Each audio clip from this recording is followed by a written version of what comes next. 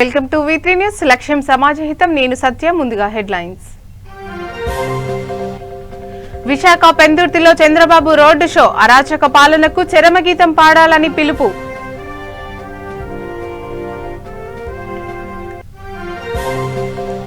Kilimanjaro పర్వతాన్ని అధిరోహించిన 9 ఏళ్ల AP చిన్నారి రిత్వికా శ్రీని అభినందించిన అనంతపురం జిల్లా కలెక్టర్ గంధం చంద్రుడు. మన్నెగూడలో వెంచర్ అనుమతి కోసం 20 లక్షలు లంచం డిమాండ్. వలపన్ని పట్టుకున్న ఏసీపీ అధికారులు.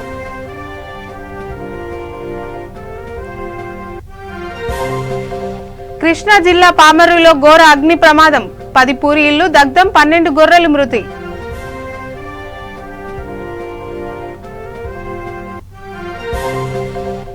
మెదక్ జిల్లా రేగోడులో దారుణం. 9 రోజుల పసికందైన మన్వడిని హతమార్చిన తాత.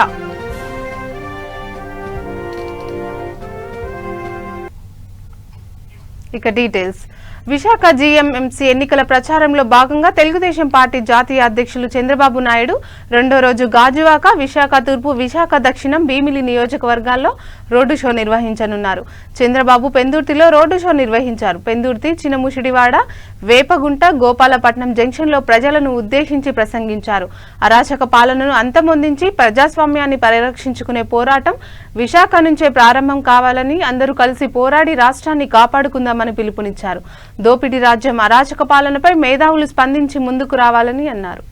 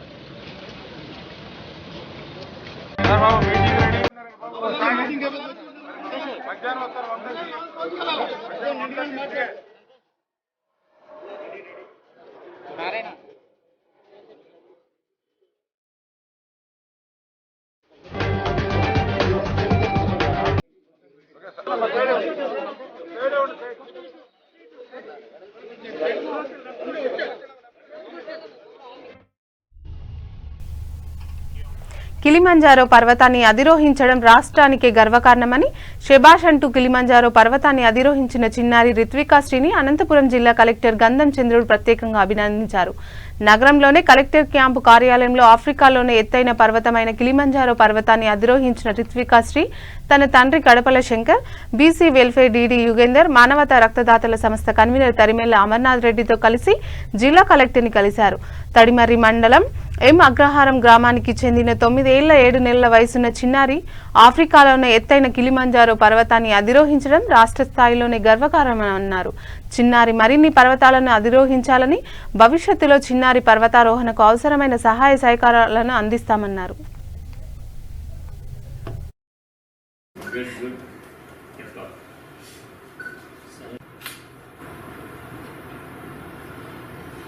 అంతా కూడా చాలా గర్వంగా ఫీల్ అయ్యేలాగా చేసేవాళ్ళు. డబ్బుల గురించి వరి అవ్వాల్సిన అవసరం లేదు. That will take care. ఓకేనా? 8వ తారీఖు సీఎం గారి దగ్గరికి వెళ్దాం. తెలిసారు కన్ఫర్మ్ కదా అమ్మా? ఆంధ్రప్రదేశ్. కానీ ఈసారి ఫుడ్ బాగా సరే. ఓకే శంకర్ గారు, కమ్ మీరు కమ్ ఇబ్బంది.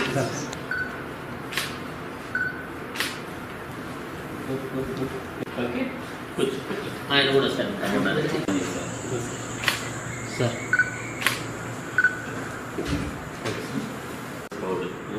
మమ్మల్ని అందరినీ గర్వంగా ఫీల్ అయ్యేలా చేశారు.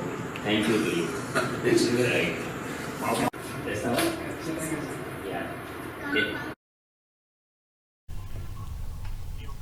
విశాఖ ఉక్కు ప్రైవేటీకరణపై రాష్ట్ర ప్రభుత్వం ఎందుకు నోరు మెదపడం లేదని తేదాపై విజయనగర పార్లమెంటు నియోజకవర్గ అధ్యక్షుడు కిమిడి నాగార్జున ప్రశ్నించారు. అశోక్ బంగ్లాలో మీడియాతో మాట్లాడుతూ ఎక్కువ మంది ఎంపీలను ఇస్తే ప్రత్యేక హోదా సాధిస్తామని ఎన్నికల ముందు కట్టుకథలు చెప్పి ఇప్పుడు కనీసం స్పందించడం లేదని విమర్శించారు.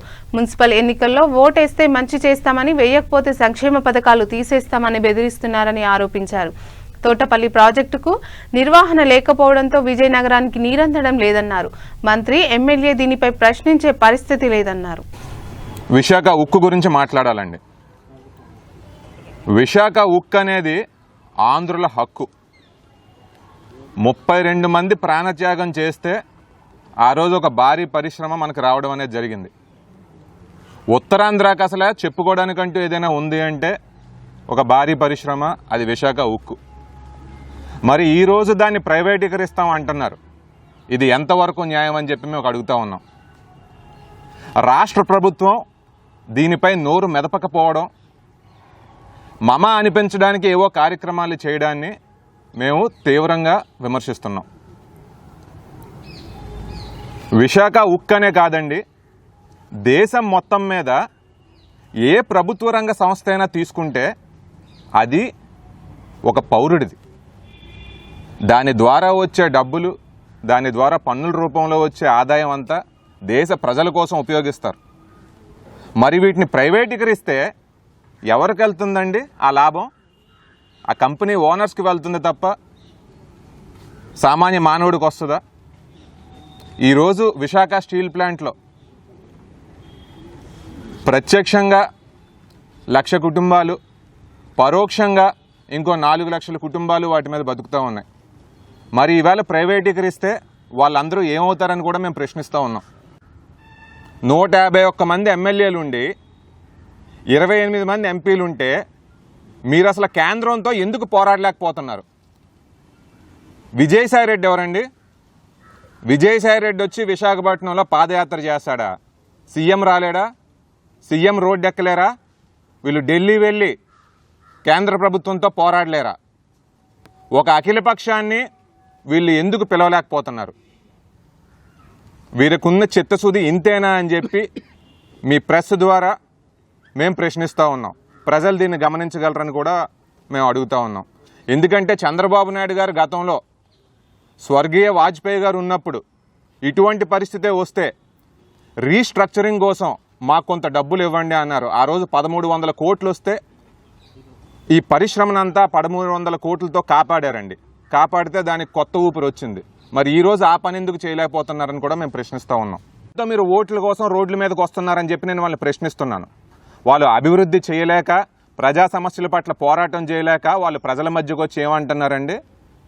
ఓటేస్తే మీకు మంచి చేస్తామనాలి కానీ మాకు ఓటు వేయకపోతే మీకున్న సంక్షేమ పథకాలన్నీ తీసేస్తామంటున్నారు. కాలువలో మెయింటెనెన్స్ జరిగిందా? కొత్తగా ఏమైనా పూడిక తీతలు తీసారా? తీయలేదు. ఈ తీయకపోవడం వల్ల సమస్య ఏం జరుగుతుందంటేనండి, పెనుబర్తి దగ్గరకు వచ్చి, Penubarthi is tile and village, ఆ పెనుబర్తి దగ్గరికి నీళ్ళు వచ్చేసరికి నీళ్ళు రావట్లేదు అనమాట. ఫ్లో అనేది తగ్గిపోతూ ఉంది. వెంచర్ అనుమతి కోసం 20 లక్షలు లంచం తీసుకుంటూ మన్నెగూడ సర్పంచ్ నవీన్ గౌడ్ ఏసీపీ అధికారులకు పట్టుబడ్డాడు. రంగారెడ్డి జిల్లాలోని పూడూరు మండలం మన్నెగూడ గ్రామ సర్పంచ్ నవీన్ గౌడ్ ఓ వెంచర్ అనుమతి కోసం 20 లక్షలు డిమాండ్ చేశాడు. దీంతో సదరు బాధితుడు ఏసీపీ అధికారులను ఆశ్రయించాడు. ఏసీపీ అధికారుల సూచన మేరకు రాజేంద్రనగర్లోని షాదాన్ కళాశాల వద్ద 13 లక్షలు తీసుకుంటుండగా రెడ్ హ్యాండెడ్గా పట్టుకున్నట్లు ఏసీపీ డీఎస్పీ సూర్యనారాయణ వెల్లడించారు.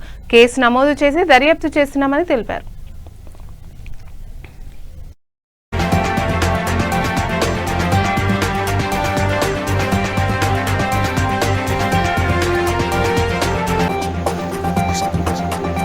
ఆలం ఖాన్ అనే దగ్గర పనిచేస్తారు.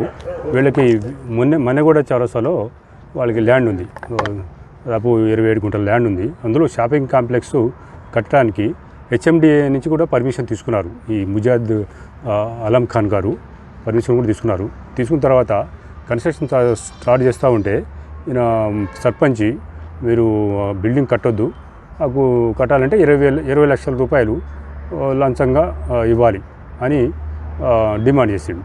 ఇప్పుడు గత నెల రోజుల నుంచి కూడా ఎప్పుడు పని స్టార్ట్ చేసినా వాళ్ళు పోయి బలవంతంగా వాళ్ళని వాళ్ళని బలవంతంగా ఆపేస్తున్నాడు పని. దాని మీద వాళ్ళు మాట్లాడితే 20 లక్షలు మాట్లాడితే తర్వాత మొన్న మళ్ళీ క్లియర్గా ఎంత కావాలి అంత ఇదే కుదరదు అని ఈ సాదిచ్ పాషా ఎరమాడితే 13 లక్షలు ఈరోజు ఇక్కడ ఇచ్చేస్తే, శుక్రవారం ఇచ్చేస్తే మీకు ఎలాంటి అడ్డంకులు లేకుండా నేను చూస్తానని చెప్పిండు. అందువల్ల ఈరోజు 13 లక్షలు తీసుకురమ్మని ఈరోజు ఉదయం కూడా ఫోన్ చేసిండు. ఆయన ఫోన్ చేసి ఇక్కడికి ఈ ఆర్ఎంఎస్ఎం దగ్గరికి రమ్మని చెప్పిండు. ఆయన ఇక్కడికి రాగానే ఆర్ఎంఎస్ఎం దగ్గర రోడ్డు పైన తీసుకున్నాడు.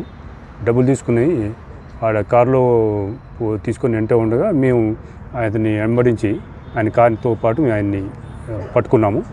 ఈరోజు ఇప్పుడు ఆయన పంచనామా చేసి ఇప్పుడు ఆయన సర్పంచ్ వినోద్ని ఈరోజు ఇప్పుడు అరెస్ట్ చేస్తున్నాము. కోర్టులో ప్రొడ్యూస్ చేస్తాము. రేపు చంచలగూడ జైల్లో కూడా హ్యాండ్ ఓవర్ చేస్తాం. ఈయన ఒక్కడే ఉన్నాడు, వినోద్ ఒక్కడే ఉన్నాడు. సర్పంచ్ సెక్రటరీ పాత్ర ఏం లేదు. అంటే ఇప్పుడు సర్పంచ్ గవర్నమెంట్ ఎంప్లాయీ కాదు కదా సార్? అంటే ఆయన జీతం వస్తుంది కాబట్టి గవర్నమెంట్ ఎంప్లాయీ, ఆయన కూడా గవర్నమెంట్ ఎంప్లాయీ కింద లెక్క. జీతం వస్తుంది సర్పంచ్ కాబట్టి ఆయన కూడా గవర్నమెంట్ ఎంప్లాయీ. ఈవిజం చేసుకుంటా జనాల్ని బాగా ఇబ్బంది పెట్టే వాళ్ళని మీ ఎట్టి పరిస్థితిలో వదిలిపెట్టము. కాబట్టి సామాన్య జనం ఇలాంటి ఏమైనా ఉంటే, ఇలాంటి వృత్తాంతాలు కానీ ఇలాంటి సంఘటనలు కానీ ఎవరైనా డబ్బులు డిమాండ్ చేస్తుంటే మా దగ్గరికి వస్తే వాళ్ళకి పూర్తి న్యాయం చేస్తాము. ఈ విధంగా రౌడీజం చేసే వాళ్ళని. కృష్ణా జిల్లా పామర్రు నియోజకవర్గంలోని తోట్లవల్లూరు మండలం కుమ్మమూరులో అగ్ని ప్రమాదం జరిగింది. ఈ దుర్ఘటనలో మద్దులవాణిగూడెం రోడ్డు కాల్వ కట్లపై నివాసం ఉండే 10 పూరి ఇండ్లు దగ్ధమయ్యాయి. 12 గొర్రెలు అగ్నికి ఆహుతయ్యాయి. భారీగా ఆస్తి నష్టం సంభవించింది. కరెంటు షాక్ సర్క్యూట్ వల్ల గ్యాస్ సిలిండర్ పేలి అగ్ని ప్రమాదం సంభవించింది. సమాచారం అందుకున్న ఫైర్ సిబ్బంది అక్కడకు చేరుకుని మంటలను ఆర్పివేశారు. పోలీసులు కేసు నమోదు చేసి దర్యాప్తు చేపట్టారు.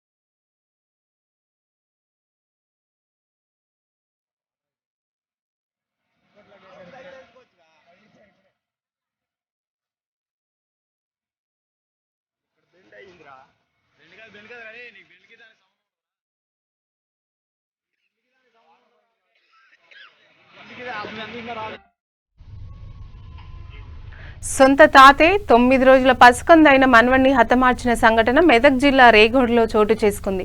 పోషణ భారం తనపై పడుతుందనే అనుమానంతో మనవణ్ణి తాతే చంపిన యథార్థ ఘటన పలువురిని కలిసివేసింది.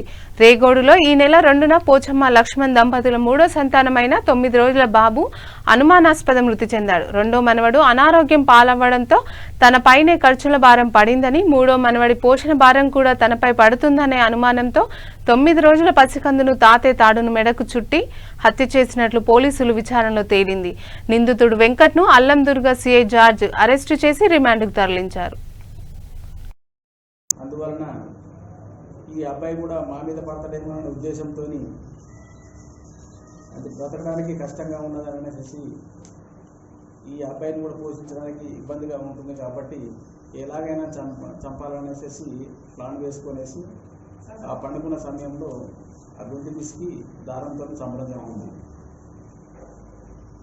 ఐడి పార్టీ అరవింద్ మల్లప్ప ఇన్వెస్టిగేషన్లో మంచిగా సహకరించడం జరిగింది.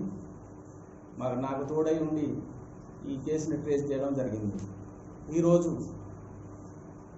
ఇతనిని జ్యుడిషియల్ కస్టడీకి పంపించడం జరుగుతుంది.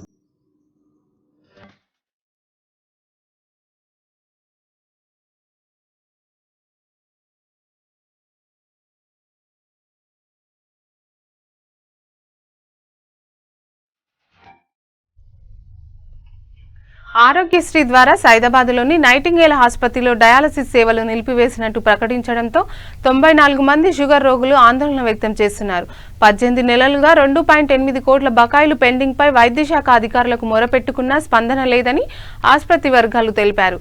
గత్యంతరం లేని స్థితిలోనే సేవలు నిలిపివేసేందుకు చర్యలు తీసుకుంటున్నామని వివరించారు.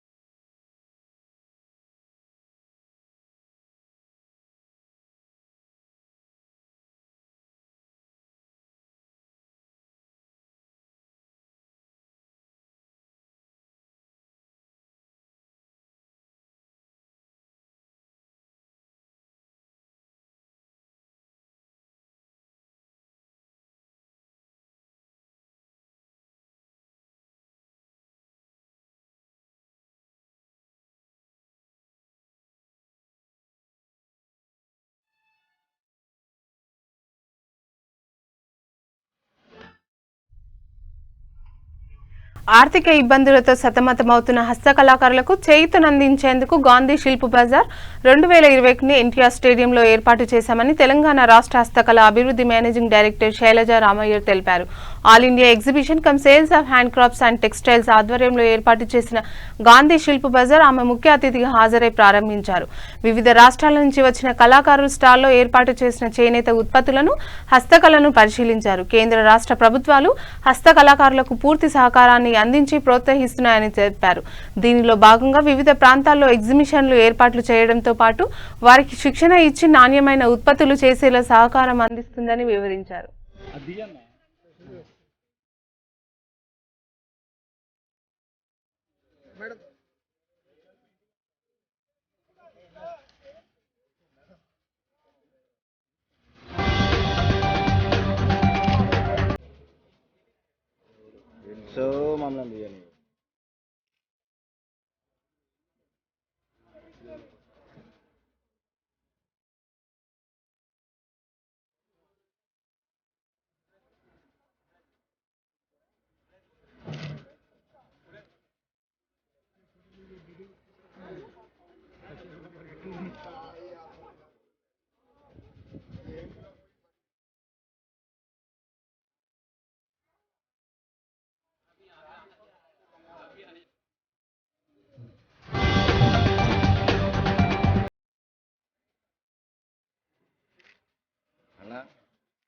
నీకు సగం కెమెరానే ఉంటుంది.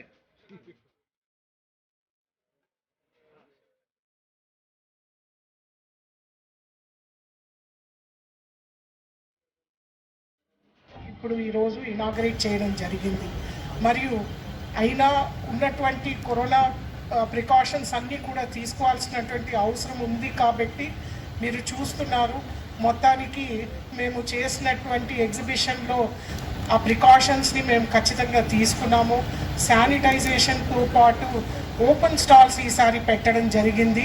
And open stalls open air facing కూడా పెట్టడం జరిగింది. దీని ద్వారా మనకి క్లోజ్డ్ స్పేస్ లేదు కాబట్టి ఎక్కడ కూడా ప్రాబ్లం రాకూడదని మేము అనుకుంటూ ఈ రకంగా ఈ ఎగ్జిబిషన్ని మేము ప్రారంభించాము.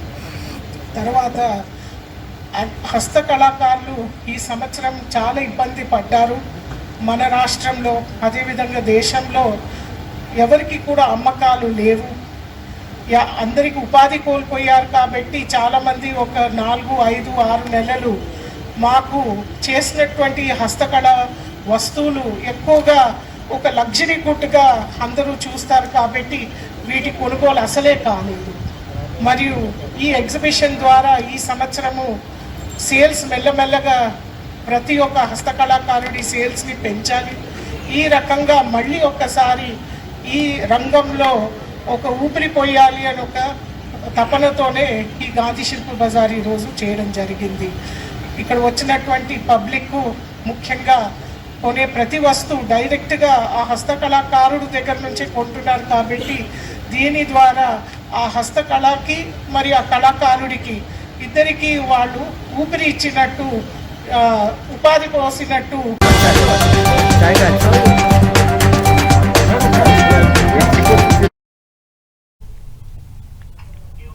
ఢిల్లీ సరిహద్దుల్లో జరుగుతున్న రైతుల పోరాటం 100 రోజులు నిండిన సందర్భంగా ప్రజా సంఘాల ఆధ్వర్యంలో దేశవ్యాప్తంగా సంఘీభావ దీవిజ్ నిర్వహించారు. పెద్దపల్లి జిల్లా కేంద్రంలో సిఐటియు, కేవీపీఎస్, ఎస్ఎఫ్ఐ ప్రజా సంఘాల ఆధ్వర్యంలో ధర్నా చేపట్టారు. నూతన చట్టాల వల్ల రైతులకు నష్టం జరుగుతుందని, దీనివల్ల కార్పొరేట్ల హస్తాల్లోకి వ్యవసాయం పోతుందని వారు అన్నారు. వ్యవసాయ ఆధారిత ప్రజల జీవనం మరింత దుర్భరంగా మారుతుందని అన్నారు. బీజేపీ ప్రభుత్వం దేశంలో మొత్తం ప్రజానికం వ్యతిరేకిస్తున్న చట్టాలు ఉపసంహరించుకోవాలని డిమాండ్ చేశారు. లేని పక్షంలో దేశవ్యాప్తంగా మరింత మద్దతు కూడగట్టి పోరాటాన్ని మరింత ఉధృతం చేస్తామని అన్నారు.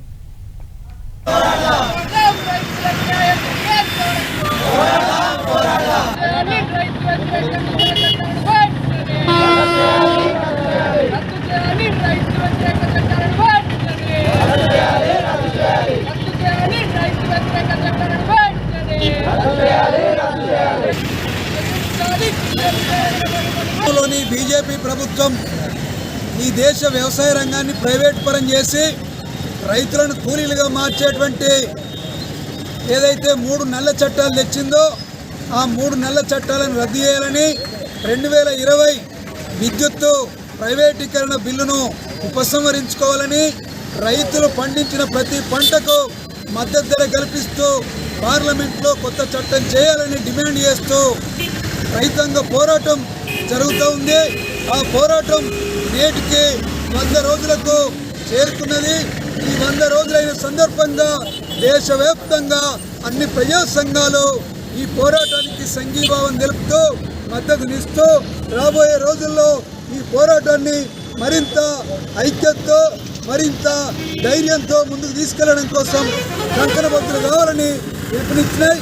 నవంబర్ 26, 2020న ప్రారంభమైనటువంటి ఈ ఉద్యమం లక్షల మంది రైతులు 100 రోజుల పాటు పోరాడుతున్నారంటే దాంట్లో ఉన్నటువంటి న్యాయం ఎంత అనేటువంటిది ఇప్పటికైనా నరేంద్ర మోడీ ప్రభుత్వం గమనించాలి. వెంటనే తను తీసుకొచ్చినటువంటి రైతుల మెడలకు ఉరితాలుగా మారినటువంటి ఈ నల్ల చట్టాలను రద్దు చేయాలని డిమాండ్ చేస్తూ ఉన్నాం. లేకుంటే భవిష్యత్తులో రైతాంగం చేసేటువంటి ప్రతి ఉద్యమంలో పెద్దపల్లి జిల్లాలో ఉండేటువంటి ప్రజా సంఘాలన్నీ పాల్గొంటాయని.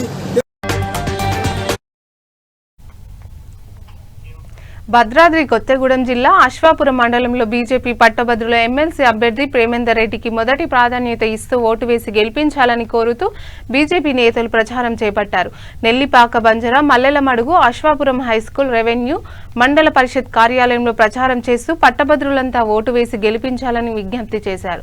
ఈ కార్యక్రమంలో ఎమ్మెల్సీ ఎన్నికల ఇన్ఛార్జ్ ఉప్పల శారద, రాష్ట్ర కార్యవర్గ సభ్యులు శ్రీనివాస్ రెడ్డి, నియోజకవర్గ ఇన్ఛార్జి ఏనుగుల వెంకటరెడ్డి తదితరులు పాల్గొన్నారు.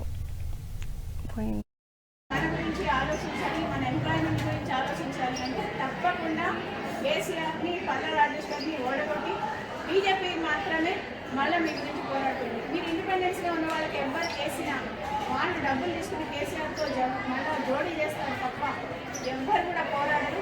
అవన్నీ విష్ణుబొమ్మ దర్శనం చేయడం ధర్నాల్సినా అన్నాడు ఆయన. మనకు మనకు వచ్చింది ఆ ఆయుధంతో ఆయనని ఎలా బుద్ధి చెప్పాలి అలా బుద్ధి చెప్పాలి. కాబట్టి ఈ ఆయుధాన్ని, ఈ అవకాశాన్ని మనం పోరాడి తప్పకుండా ఆయనకు ఒక బుద్ధి చెప్పాలని చెప్పేసి భారతీయ జనతా పార్టీలో ఉన్న ప్రేమేందర్ రెడ్డి గారు, చంద్రబాబు వ్యక్తి, వరంగల్లో అడ్వకేట్. అదే రకంగా ఆయన భారతీయ జనతా పార్టీలో సుమారు 30 సంవత్సరాల నుంచి అనేక పదవులు చేస్తూ మంచి సంస్కారం కలిగిన వ్యక్తి, ఒక మాట మీద కష్టపడిన వ్యక్తి. కాబట్టి మేమందరం కూడా వారిని ముందుకు పెట్టి వారి వెనకాల మేమందరం కూడా ఉన్నాం. మీకు ఏ సమస్య వచ్చినా మేము చూసుకుంటాం. మా మండల అధ్యక్షుడికి చెప్పండి, మేమందరం ఇక్కడే ఉంటాం. కాబట్టి తప్పకుండా ఈరోజు మరి భారతీయ జనతా పార్టీ గుజ్జుల రేవంత్ రెడ్డి గారి నంబర్ లిస్టులో పైన ఉండేదే రేవంత్ రెడ్డి గారి పేరు. ఆయన పక్కన 1 వేస్తే చాలు. మనం అందరూ కూడా బీజేపీ పార్టీకి మద్దతు ఇచ్చి రానున్న రోజుల్లో ఇంకా గట్టిగా ఈ సమస్యలను ఎదుర్కోవాలని కోరుకుంటున్నాను. మరోసారి హెడ్లైన్స్. విశాఖ పెందుర్తిలో చంద్రబాబు రోడ్డు షో, అరాచక పాలనకు చరమగీతం పాడాలని పిలుపు.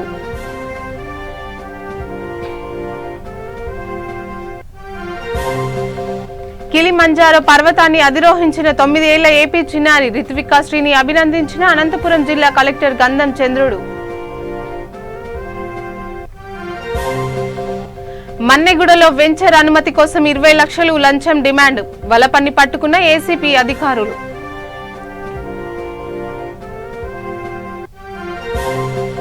కృష్ణా జిల్లా పామరులో ఘోర అగ్ని ప్రమాదం, 10 పూరి ఇండ్లు దగ్ధం, 12 గొర్రెలు మృతి.